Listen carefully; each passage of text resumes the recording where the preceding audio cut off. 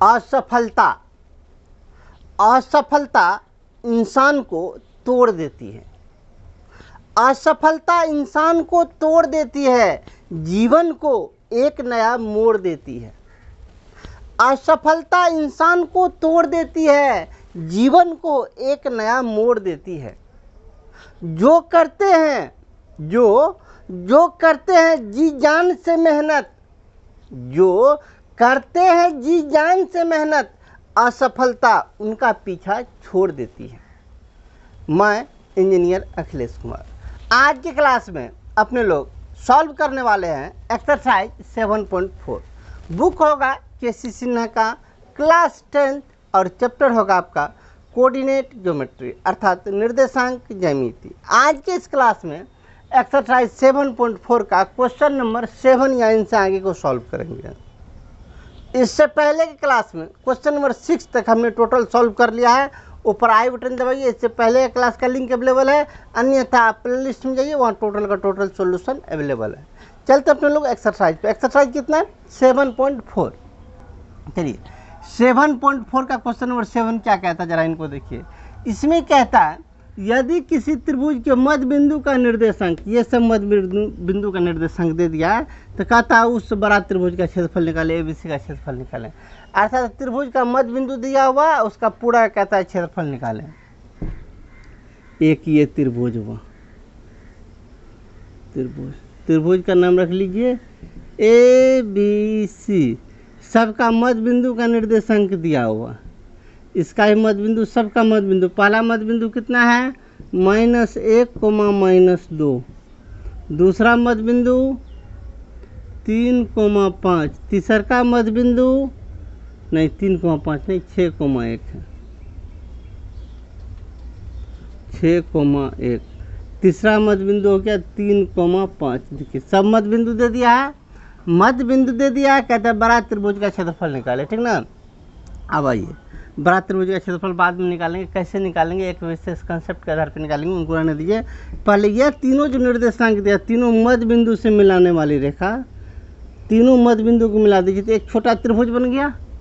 छोटा त्रिभुज बन गया तो इस त्रिभुज का क्षेत्रफल निकालिए। पहले किस त्रिभुज में, ये नाम भी रख लीजिए ना इसका, D, इस बिंदु का नाम रखिए E, इस बिंदु का नाम रखिए F। DEF का क्षेत्रफल निकालिए। त्रिभुज DEF का क्षेत्रफल के लिए, क्षेत्रफल का क्या फॉर्मूला बोले थे? जिसका क्षेत्रफल निकालना, DEF का क्षेत्रफल निकालना, तो DEF को लिखिए ऊपर नीचे करके। ठीक ना। चलिए लिखिए कितना, -1, -2। अगला 6, 1। अगला 3, 5। पहले वाले एक बार फिर -1, -2। ठीक ना। अब चलिए क्षेत्रफल ही नहीं निकालना है, इससे आ जाते हैं।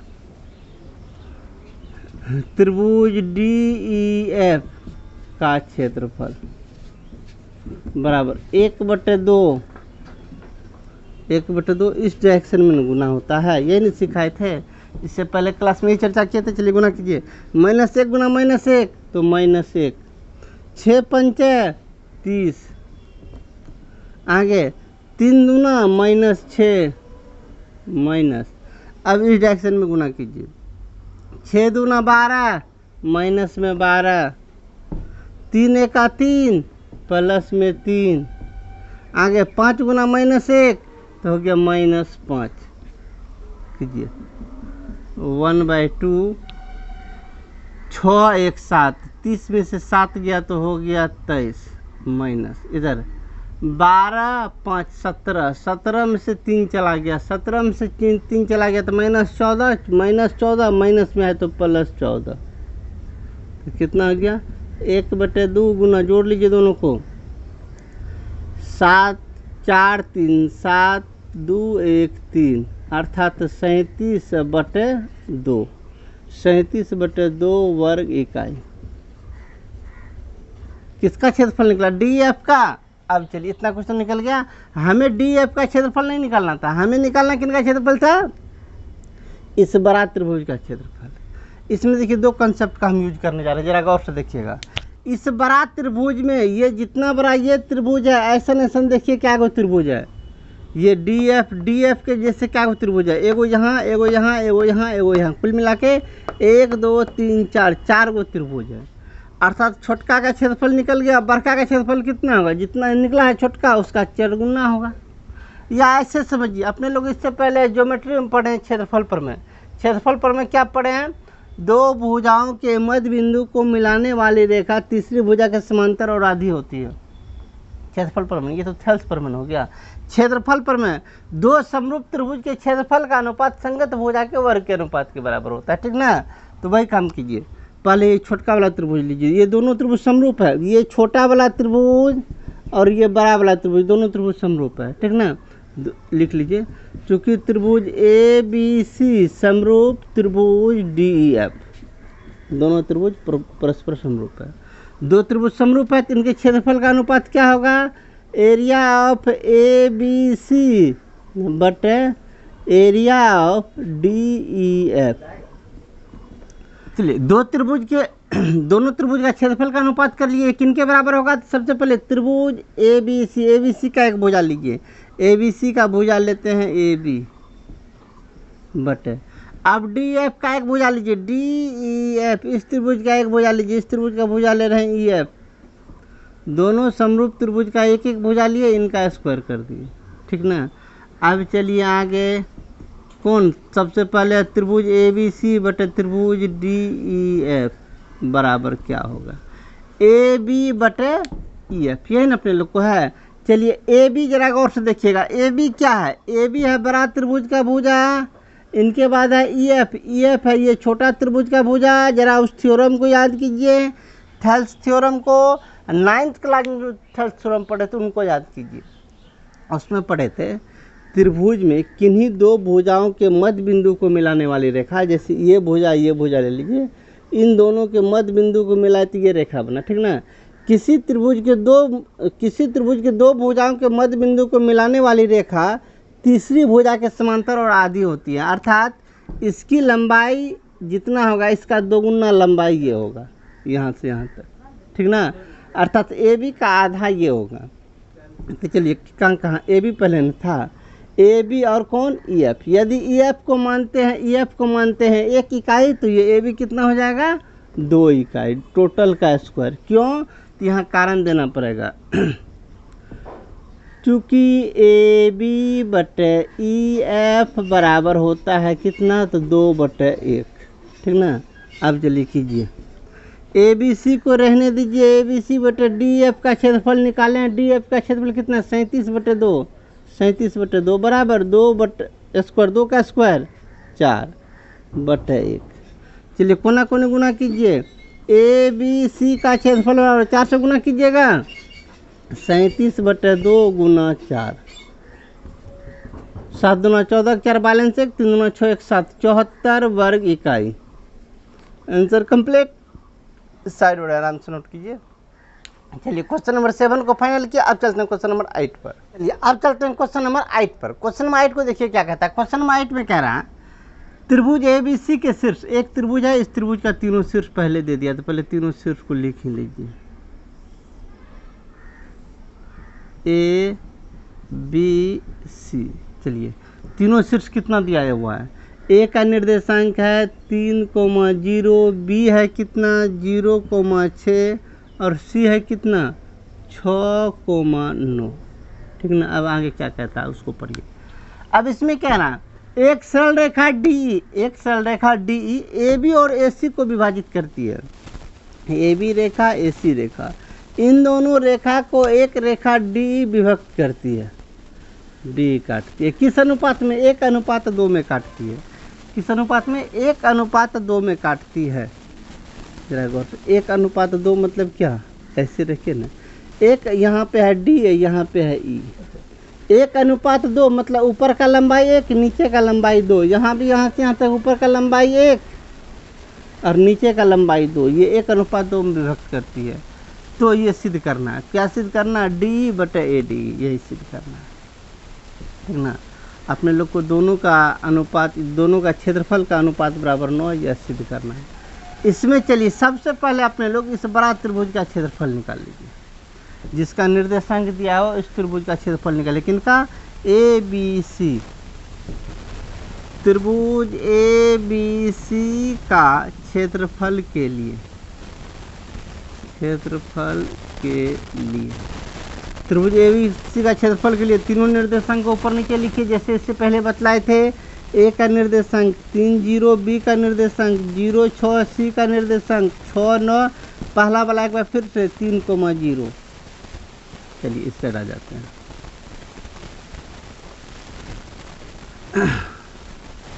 त्रिभुज ए बी सी का क्षेत्रफल बराबर 1/2 इस डायरेक्शन में गुना कीजिए।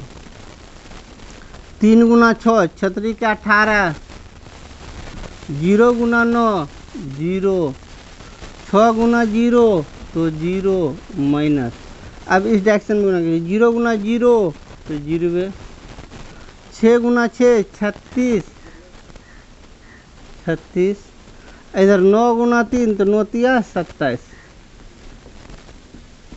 ठीक है, 1/2 18 माइनस, इन दोनों को जोड़ लीजिए 6 7 7 6 13 का 3 बैलेंस 1, 3 2 5 1 6 63, 1/2। चलिए 63 में से 18 को माइनस कीजिए। 63 में से 18 माइनस होगा तो कितना 45, माइनस में 45। लेकिन ज़रा 1 मिनट याद रखिएगा, इसमें से इनको घटाएंगे तो -45, -45 ठीक ना। लेकिन -45 मोट लगल है, माइनस नहीं होगा प्लस में होगा 45, तो हो गया कितना 45/2 वर्ग इकाई। किसका? एबीसी का क्षेत्रफल हो गया। अब चलिए उसी क्षेत्रफल प्रमेय का प्रयोग करते हैं। कौन सा क्षेत्रफल प्रमेय? दो समरूप त्रिभुज के क्षेत्रफल का अनुपात संगत भुजा के वर्ग के अनुपात के बराबर होता है, ठीक ना। चलिए इसीलिए कौन कौन त्रिभुज समरूप? त्रिभुज ए बी सी बड़ा त्रिभुज और ये छोटा त्रिभुज समरूप है, ठीक ना। त्रिभुज ए बी सी समरूप त्रिभुज ए डी ई, ठीक ना, ये दोनों समरूप हैं। अब सवाल एगो ये भी पैदा होता है ये समरूप क्यों है। देखिए क्यों का जवाब यहाँ देना मतलब उतना कारगर नहीं है, सिंपल सी बात है। ये समरूप क्यों है? क्योंकि ये इन दोनों का अनुपात और इन दोनों का अनुपात आपस में बराबर है। त्रिभुज में जब कोई रेखा किसी त्रिभुज के दो भुजा को समान अनुपात में विभक्त करती है तो ये दोनों आपस में समांतर होती है, थेल्स थ्योरम कहता है। तो ये दोनों समांतर हो गया, समांतर हो गया तो ये कोण होगा इस कोण के बराबर, ये कोण होगा इस कोण के बराबर, दो कोण बराबर हो गया, दोनों त्रिभुज समरूप, ठीक ना। इसलिए इसको दिखाना जरूरी नहीं था, इसलिए डायरेक्ट लिख दिए ये दोनों त्रिभुज समरूप है। समरूप है तो संगत भुजा का समरूप होता है तो क्या होता है? क्षेत्रफल पर में क्या कहता है? जब दो त्रिभुज समरूप हो तो दोनों के क्षेत्रफल का अनुपात संगत भुजा के वर्ग के अनुपात के बराबर होता है। इसीलिए त्रिभुज ए बी सी का क्षेत्रफल बटे त्रिभुज ए डी ई का क्षेत्रफल बराबर क्या? संगत भुजा के वर्ग के बराबर है, ठीक ना। ए बी सी का एक भुजा लीजिए, बड़ा त्रिभुज का एक भुजा लीजिए A B, A D E का भुजा लीजिए, ए डी ई का एक भुजा लीजिए ए डी, इनके वर्ग के बराबर, ठीक ना। चलिए मान बैठा लीजिए, ए बी का वैल्यू कितना, ए से लेके बी तक वैल्यू कितना, इसका लंबाई 1, इसका लंबाई 2, 2 1 3, बट इधर ए डी का लंबाई ए से लेके डी का लंबाई 1, इनका स्क्वायर कीजिए कितना, तो 3 का स्क्वायर 9, 1 का स्क्वायर 1 बराबर 9, ठीक ना। ये ना अपने लोग को प्रूफ करना था, त्रिभुज ए बी सी बटे ए डी बराबर 9, इनका अनुपात 9 निकल गया, प्रूफ। साइड उड़े आराम से नोट कर लीजिए। चलिए क्वेश्चन नंबर 8 को फाइनल किया, अब चलते हैं क्वेश्चन नंबर 9 पर। अब चलते क्वेश्चन नंबर 9 पर। क्वेश्चन नंबर 9 देखिए, बड़ा मजेदार सवाल है, एकदम बिल्कुल मजेदार सवाल है। क्वेश्चन नंबर 9 को देखिए, इसमें क्या कहता है? कहता है यदि t, t-2, t + 3, t और t + 2, t + 2 ये सब किसी त्रिभुज का शीर्ष है तो सिद्ध कीजिए कि इसका क्षेत्रफल t से मुक्त है। पहले सवाल को समझिए। कहता है सिद्ध कीजिए कि इसका क्षेत्रफल t से मुक्त है। इसका अर्थ ये हो गया इस त्रिभुज का क्षेत्रफल निकालेंगे अपने लोग, और क्षेत्रफल जो भी निकले उस क्षेत्रफल में कहीं भी t दिखाई नहीं देनी चाहिए। अर्थात क्षेत्रफल को t से कोई लेना देना नहीं है, उसमें t रहना ही नहीं चाहिए, बाकी जो रहे सब चलेगा लेकिन t नहीं रहना चाहिए। वही कहता है t से मुक्त सिद्ध करने के लिए, ठीक ना। आइए इसका क्षेत्रफल निकालिए ना, तब बाद में पता चलेगा। क्षेत्रफल, इस त्रिभुज का क्षेत्रफल कैसे निकालते हैं?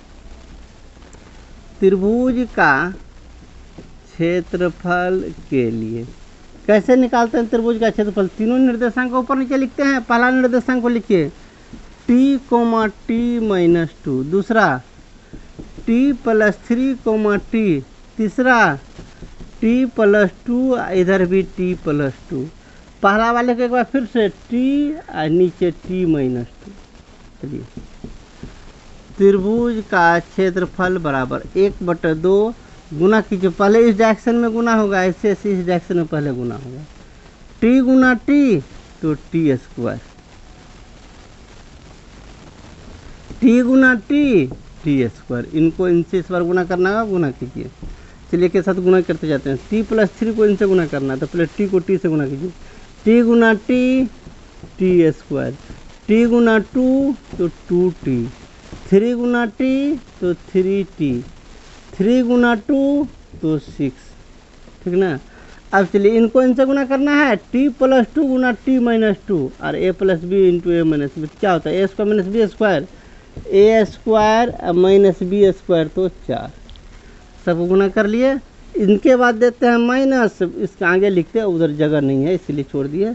माइनस, उसके बाद छोटी कोष्ट। इनके बाद क्या करते हैं? इस डायरेक्शन में गुना करते हैं, जैसा इससे पहले कर रहे थे कीजिए इस डायरेक्शन में गुना। t गुना t तो t², t गुना 3 3t, -2 गुना t तो -2t, -2 गुना 3 तो 3 गुना 6 माइनस में 6। इनको इनसे गुना कीजिए। t गुना t तो t², t गुना 2 तो 2t, इनको इनसे गुना कीजिए। t गुना t तो t², 2 गुना t तो हो जाएगा 2t, पोस्ट बंद। चलिए कीजिए 1/2, 1t², 2t², एक यहाँ से 3t²। अब t वाले को टर्म को जोड़िए, 3 2 5t।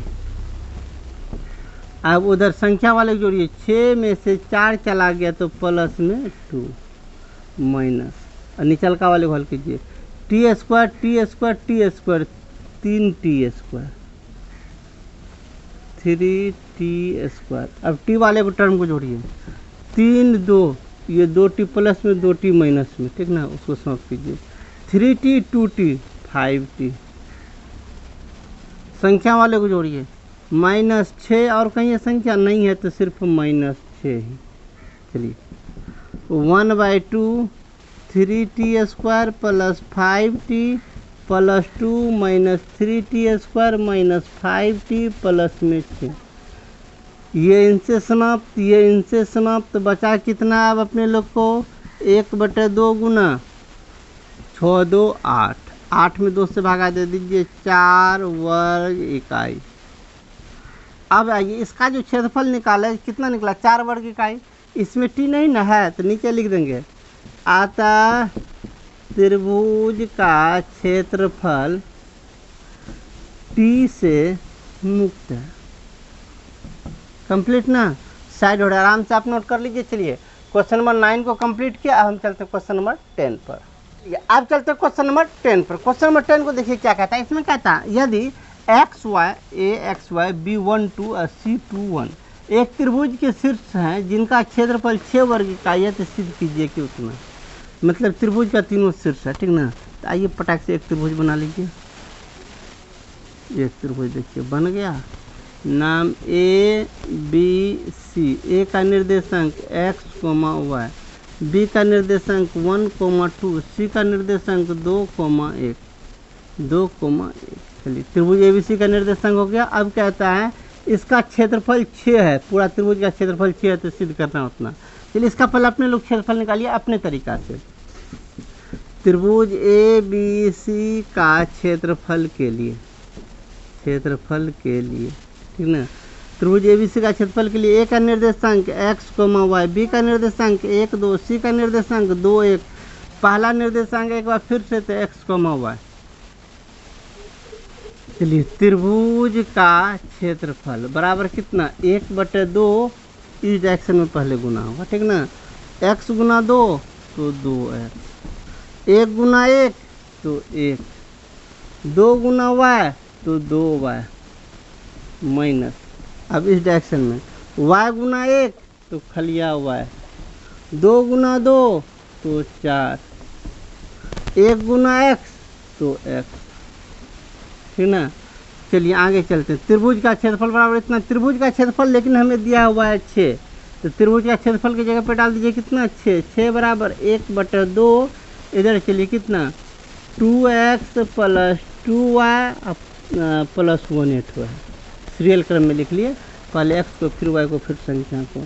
चलिए कोष्ठ खत्म कीजिए, शुरू में माइनस है, -y -4 -x, 2 को इस साइड भेज दीजिए, 6 है, 2 इस बटे में इस साइड आएगा तो गुना, तो 6 दूना ये हो जाएगा 12, ठीक ना। बात समझ रहे हैं, 2 यहाँ बटे में है, 2 को इधर भेज दीजिए तो गुना में 12, इस साइड कितना बचेगा अपने लोग को, 2x में से 1x चला गया खलिया x, 2y में से 1y चला गया तो खलिया y, यहाँ कितना +1 -4, 4 में से 1 चला गया तो -3, ठीक ना। अब एक बात ज़रा ध्यान दीजिएगा, इससे पहले अपने लोग सीखे हैं क्या, त्रिभुज का क्षेत्रफल माइनस में हो कि प्लस में हो, प्लस में ही लेते हैं, जिसके कारण हम मोड भी रखते हैं। मतलब त्रिभुज का क्षेत्रफल प्लस में भी हो सकता है, माइनस भी में हो सकता है, लेकिन हमें प्लस में ही लेना क्या होता है। तो ये मोड जो है, मोड का मतलब ये प्लस माइनस दोनों में है, इसको दोनों में रख लीजिए। 12 बराबर, एक बार प्लस में रख लीजिए, प्लस कितना x + y -3, ठीक ना। एक बार 12 बराबर, इस बार माइनस में रख लीजिए, माइनस कितना x + y -3 कीजिए, 12 बराबर x + y -3, इस 3 को इस साइड ले आइए तो कितना 15 बराबर x + y, देखिए यही प्रूफ करना था पहला, अतः क्या हो गया x + y बराबर कितना 15, पहला प्रूफ हो गया। चलिए अब दूसरा पे चलते हैं, 12 बराबर -x -y +3, ठीक ना। x वाला दोनों को इस साइड ले आइए, x माइनस में तो प्लस में x प्लस में y बराबर प्लस में 3 तो है ही है, 12 को उस साइड भेजिए तो माइनस में 12, x + y बराबर 12 में से 3 चला गया -9। देखिए दूसरा यही प्रूफ करना था, क्या प्रूफ करना था अपने लोग को, x + y बराबर 15 या x + y बराबर -9, दोनों प्रूफ हो गया कंप्लीट। हम साइड और आराम से नोट कीजिए। चलिए क्वेश्चन नंबर 10 को कंप्लीट किया, अब हम चलते हैं क्वेश्चन नंबर 11 पर। अब चलते हैं क्वेश्चन नंबर 11 में। क्वेश्चन नंबर 11 को देखिए क्या कहता है, कहता है सिद्ध कीजिए एक बिंदु इतना इतना और इतना संरेखीय है। संरेखीय अपने लोग कैसे सिद्ध करते हैं, संरेखित सिद्ध करने का क्या प्रोसेस था, क्या बतलाए थे इससे पहले। संरेखित सिद्ध करने के लिए बतलाए थे, यदि त्रिभुज मतलब 3 निर्देशांक जो दिया होता है, तीनों बिंदु संरेख कब होता है, यदि उन तीनों बिंदु से बनने वाले त्रिभुज का क्षेत्रफल 0 निकल जाए तो वो संरेख होता है। बस समझ में आई, यदि त्रिभुज का क्षेत्रफल 0 है तो उसका तीनों शीर्ष जो होगा संरेखी होगा, यदि त्रिभुज का क्षेत्रफल 0 नहीं हुआ तो वो संरेखी नहीं होगा। तो आइए इसका क्षेत्रफल निकालते हैं। सबसे पहले हल, त्रिभुज का क्षेत्रफल के लिए कैसे त्रिभुज का क्षेत्रफल निकालते हैं, तीनों निर्देशांक ऊपर नीचे लिखते हैं। पहला निर्देशांक ए कोमा कितना b + c, दूसरा BC + a, तीसरा CA + b। अब पहला को एक बार फिर से AB + c। त्रिभुज का क्षेत्रफल बराबर क्या होता है 1/2, पहले इस डायरेक्शन में गुना कीजिए, इस डायरेक्शन में गुना, a Guna c AC, a Guna a² b Guna a तो AB, b गुना b तो b², c गुना b तो BC, c गुना c तो c², ठीक ना। अब क्या करेंगे, अब माइनस चिन्ह देंगे, छोटी कोष्ठ देंगे, अब इस डायरेक्शन में गुना करना है सब, ठीक ना। कीजिए b गुना b b², c गुना b तो BC, c गुना c तो c², a गुना c तो AC। अब इनको इनसे a गुना a तो a², b गुना a तो AB, कोष्ठ बंद, मोड भी बंद कीजिए। 1/2, पहले a² b² c² को क्रम में लिख लीजिए, a² + b² + c², a² b² c² को लिख लिए। इसके बाद AC AB BC, AC AB BC, चलिए इसमें कोष्ठ पहले माइनस सबका चिन्ह बदल जाएगा, तो क्या आ जाएगा minus B square minus B C minus C square minus A C minus A square minus A B, mod खत्म। सी स्क्वायर से समाप्त, बी स्क्वायर किधर गया मेरा बी स्क्वायर कहाँ चला गया बी स्क्वायर, कहीं छूट तो नहीं गया बी स्क्वायर, हाँ यहाँ पे हम लिखवे नहीं किए थे बी स्क्वायर से समाप्त। ए स्क्वायर से समाप्त, यहाँ ए बी है यहाँ से समाप्त, ए सी ऊपर नीचे यहीं पे समाप्त, और कौन बच गया बी सी यहाँ पे ये भी समाप्त। तो कितना बच गया 1/2, और मोड के अंदर कुछ नहीं बचा, 0 बराबर 0। क्या निकल गया, चूंकि त्रिभुज का क्षेत्रफल बराबर निकल गया 0, त्रिभुज का क्षेत्रफल 0, इसीलिए तीनों बिंदु क्या होगा संरेख होगा, कंप्लीट नहीं, यही अपने लोग को प्रूफ करना था। साइड और आराम से नोट कर लीजिए। चलिए क्वेश्चन नंबर 11 को फाइनल किए, अब चलते हैं क्वेश्चन नंबर 12 पर। चलिए अब चलते हैं क्वेश्चन नंबर 12 पर। क्वेश्चन नंबर 12 को देखिए क्या कहता है अगर बिंदु ये तीनों बिंदु संरेखी है तो सिद्ध कीजिए इतना। ये तीनों बिंदु संरेखी है, संरेखी कब, संरेखी का मतलब क्या, तीनों बिंदु से बनने वाले त्रिभुज का क्षेत्रफल 0 होना चाहिए, संरेख तभी होता है। कहता संरेखी है अर्थात इसका क्षेत्रफल 0 होना चाहिए, ठीक है। क्षेत्रफल 0 कीजिए, ऑटोमेटिक जो प्रूफ होने का है हो ही जाएगा। चलिए चूँकि तीनों बिंदु क्या है संरेखी है, तीनों बिंदु संरेखी है, इसीलिए त्रिभुज का क्षेत्रफल कितना होगा 0 होगा। इक्वेशन 1 मान के छोड़ लीजिए, त्रिभुज का क्षेत्रफल 0 होगा। अब ये त्रिभुज का क्षेत्रफल निकालिए, त्रिभुज का क्षेत्रफल के लिए त्रिभुज का क्षेत्रफल, पहला निर्देशांक x1 y1, दूसरा निर्देशांक x2 y2, तीसरा निर्देशांक x3 y3, पहला एक बार फिर से x1 y1, ठीक ना। अब चलिए निकालिए, त्रिभुज का क्षेत्रफल बराबर 1/2, इस डायरेक्शन में गुना कीजिए, पहले कीजिए कितना x1 y2, इनको इनसे गुना कीजिए, प्लस x2 y3 प्लस इनको इनसे x3 y1 माइनस, इस बार इस डायरेक्शन में गुना करना है, इस डायरेक्शन में गुना कीजिए, हमको स्पेस उधर नहीं जाएंगे, हम इसी के नीचे लिख लेते हैं, माइनस के लिए गुना कीजिए, y1 x2 y2 x3 इनको इनसे प्लस y3 x1 पोस्ट पर। चलिए त्रिभुज का क्षेत्रफल कितना अपने लोग को पहले से, जो त्रिभुज का क्षेत्रफल 0, तो 0 बराबर 1/2,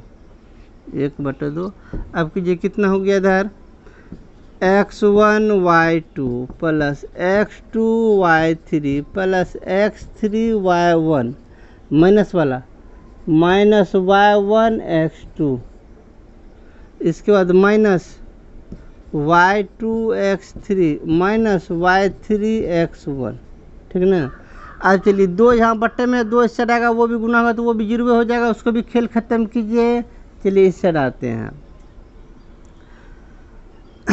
तो ये 2 इधर 0 हो जाएगा, मतलब जितना है मोड के अंदर उतना बराबर अब 0 बचेगा। x1 y2 plus x2 y3 plus x3 y1 minus y1 x2 minus y2 x3 minus y3 x1 minus y3 x1 बराबर 0। अब देखिए, अब हमें लेकिन प्रूफ करना है इतना चीज, इसको कैसे प्रूफ करेंगे तो इसको जरा गौर से समझिए। अब जरा गौर से देखिएगा, इसको एक साथ रखिए, यहाँ भी x1 है, यहाँ भी x1 है, माइंड में सोच लीजिए ना, हम एक स्टेप और बढ़ सकते थे लेकिन इसी में हम सलटा रहे हैं। इनको एक जगह रखिए, इनको एक जगह रखिए और x1 कॉमन ले लीजिए, स्पेस कम पड़ जाएगा, इसीलिए थोड़ा हम इधर धंस जाते हैं। चलिए दोनों में से x1 कॉमन ले लीजिए, दोनों में से x1 कॉमन आ जाए, x1 कॉमन बच क्या गया y2, यहाँ से x1 निकल गया तो माइनस y3। वाई x2 यहाँ पर x2 यहाँ पर, इन दोनों को एक जगह रखिए, इनको एक जगह रखिए, इन दोनों में से x2 कॉमन लीजिए तो x2 कॉमन आ जा, x2 कॉमन निकल गया, बच क्या गया यहाँ पे y3 है, यहाँ पे y1, y3 minus y1 plus, अब बच कौन गया, अब दुए गुण बचा, इन दोनों में से भी कॉमन लीजिए, इन दोनों में से क्या कॉमन आने वाला है, इन दोनों में से x3 कॉमन आने वाला है, x3 कॉमन निकल जाए, x3 निकल गया तो क्या बच गया y1 माइनस यहाँ से x3 निकल गया y2 बराबर कितना 0। यहाँ तक में किसी को कोई आपत्ति नहीं होनी चाहिए, बिल्कुल होनी भी नहीं चाहिए। अब देखिए इतना बड़ा इसमें 3 टर्म है, ये पहला टर्म, ये दूसरा टर्म, ये तीसरा टर्म, इन तीनों टर्म में हम भागा दे रही है तो समीकरण है इतना प्लस इतना प्लस इतना बराबर 0। इसमें किसी चीज़ से भागा दे सकते हैं, इन तीनों में हम भागा देने जा रहे हैं x1 x2 x3 से भाग देने दोनों ओर, मतलब समीकरण के दोनों ओर भाग देने किससे x1 x2 x3 से भाग देने पर, ठीक ना। भागा दीजिए कितना होता है, चलिए कितना हो गया, इधर आपको स्पेस हम तो चाहते हैं, चलिए कोई बात नहीं, इसको थोड़ा सा और डाउन कर लेते हैं क्योंकि एक बार और हमको लेके चलना है, ठीक ना। कीजिए x1 into y2 minus y3, भागा कितना से देना है x1 x2 x3 से, plus x2 into y2 minus y2 नहीं y3 माइनस y1 बटे x1 x2 x3 plus x3 into y1 minus y2 अब बटे x1 x2 x3 बराबर 0 में इससे भागा देंगे तो 0। अब काटिए कौन कौन टर्म, x1 x1 समाप्त, x2 x2 समाप्त, x3 x3 से समाप्त। अब बोलिए फाइनली क्या बचा, अब जो बचा आपको वही तो प्रूफ करने के लिए ही, कितना y2 माइनस y3 बटे x2 x3 plus y3 minus y1 बटे x1 x3 plus y1 minus y2 bye x1 x2 बराबर 0। यही प्रूफ ही करने के लिए अपने लोग को था, ठीक ना। हम साइड और आराम से नोट कर लीजिए। चलिए सवाल थोड़ा था कॉम्प्लिकेटेड, आप माइंड को स्थिर करके आराम से समझिएगा, कोई आपत्ति नहीं होनी चाहिए। चलिए क्वेश्चन नंबर 12 को सॉल्व किया, अब हम चलते हैं क्वेश्चन नंबर 13 पर, लेकिन आज नहीं, आज के क्लास में इतना ही रहने दीजिए। मिलते हैं अगले क्लास में क्वेश्चन नंबर 13 या इंसान के को लेकर। इससे पहले का क्लास देखना चाहते हैं तो ऊपर और नीचे इससे पहले का क्लास का लिंक अवेलेबल है, सामने बुक का प्लेलिस्ट है, सामने सब्सक्राइब का बटन। मिलते हैं अगले क्लास में, जय हिंद।